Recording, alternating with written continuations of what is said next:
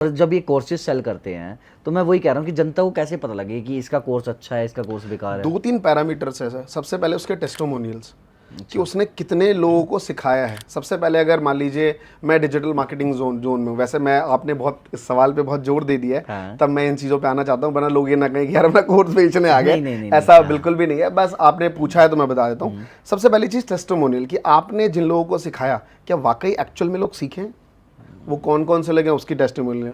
जैसे फाइनेंस में लोग आज बहुत अच्छा सवाल पूछते हैं कि भाई तेरा खुद का अकाउंट प्रॉफिटेबल है कि नहीं। अगर मैं आज आपको ट्रेडिंग सिखा रहा हूँ तो मेरा खुद का भी तो अकाउंट प्रॉफिटेबल होना चाहिए ना। तो आज अगर आपने देखा होगा फाइनेंस में बहुत सारे स्कैम वीडियोस बने हैं, बहुत सारे क्रिएटर्स के ऊपर कि ये सेबी ने बताया कि भाई खुद लॉस में है। तो उनमें से बहुत सारे क्रिएटर को मैं जानता हूँ, तो मैं नाम नहीं लेना चाहूँगा, but this is a reality कि एक फाइनेंस क्रिएटर सर आज के टाइम पे 100 करोड़ रुपए कमा चुके हैं मेरे आंखों के सामने। भाई साहब, ये सीरियसली बात है। और खैर अब तो सेबी ने डिक्लेयर कर दिया बहुत से क्रिएटर्स को तो कि भैया इन्होंने 100 करोड़ रुपए, सेबी ने तो पूरी रिपोर्ट निकाल के दी है कि भाई आपको इतना पैसा भरना पड़ेगा। और सिर्फ कोर्स बेच के कमाया ना इन्होंने तो। कोर्स बेस की और कंसल्टिंग की, आपको ये शेयर खरीद लो इससे पैसा बनेगा। तो ये क्विक मनी है ना, लोगों को क्विक मनी बहुत चाहिए होता है हर एक को कि भाई ये बड़ा इन्फ्लुएंसर्स है, इसके पास 5 लाख सब्सक्राइबर है, हर वीडियोस पे लाखों में व्यूज आ रहे हैं, तो सही बोल रहा होगा, इतनी बड़ा फैन बेस है। हाँ, तो मतलब बेसिकली यही है कि जनता को जब कोई कोर्स खरीदना है तो सबसे पहले चेक करना होगा। हाँ, मतलब उसकी चमक धमक से मत आइए कि यार ये बंदा गाड़ी खरीद रहा है। मैं ना वो बार बार बता रहा है कि पहले मेरी औकात 300 रुपये जूते पहनने की नहीं थी, अब मैं 50,000 के जूते पहन रहा हूँ। तो ये देख के उसे जज मत करिए कि ये तो बहुत ही बना रहा होगा पैसा। आजकल मैंने एक चीज़ और देखी है, जैसे आपने बताया कि ये तो वो हो गए जिनके फॉलोअर्स है। मैंने बहुत लोग ऐसे देखे हैं जिनके फॉलोअर्स भी नहीं है, वो कोर्सेज बेच रहे हैं। वो लोग भी कोर्सेज बेच रहे हैं, एड्स लगा लगा के अपनी कोर्सेज बेच रहे हैं। ये एक मार्केटिंग है, 2 तरीके की मार्केटिंग है। एक है परफॉर्मेंस मार्केटिंग जो लोग एड्स लगा के बेचते हैं। अब सबको पता है कि यार मैं शायद एक ऑर्गेनिक बेस नहीं बना पाऊंगा पहले, मतलब लोगों को फ्री में कुछ नहीं सिखा सकता। मेरे पास 10 साल का एक्सपीरियंस है। लाइक NLP करके कोर्स आता है कि लोग दूसरे का माइंड रीड करते हैं, पढ़ते हैं, उनकी प्रॉब्लम्स को सॉल्व करते हैं। बहुत सारे क्रिएटर्स हैं। अब उनको लग रहा है मैं यूट्यूब पे आऊँगा, 6 महीने तक बेस बनाऊंगा, मेरे पास क्यों ना यार like Facebook, like mark Zuckerberg ने इतना बढ़िया प्लेटफॉर्म बना रखा है, कहता है भाई पैसे लगाओ, एड्स दिखाता हूँ। तो वो एड्स लगा के लोगों को वेबिनार में लाते हैं, फिर वहाँ लोगों को अपना प्रोडक्ट पेश करते हैं, बहुत से लोग खरीदते हैं। मुझे लगता है इसमें कोई बुराई नहीं है।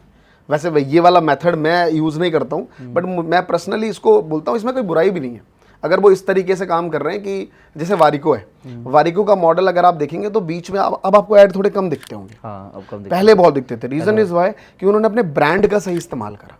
उन्होंने क्या किया, कोई वेबिनार नहीं किया, उन्होंने टिकट साइज रख दी अपनी 2,500 से 3,000 रुपये, और उन्होंने एड स्पेंड इतना करा कि लोग वहाँ से खरीदते थे।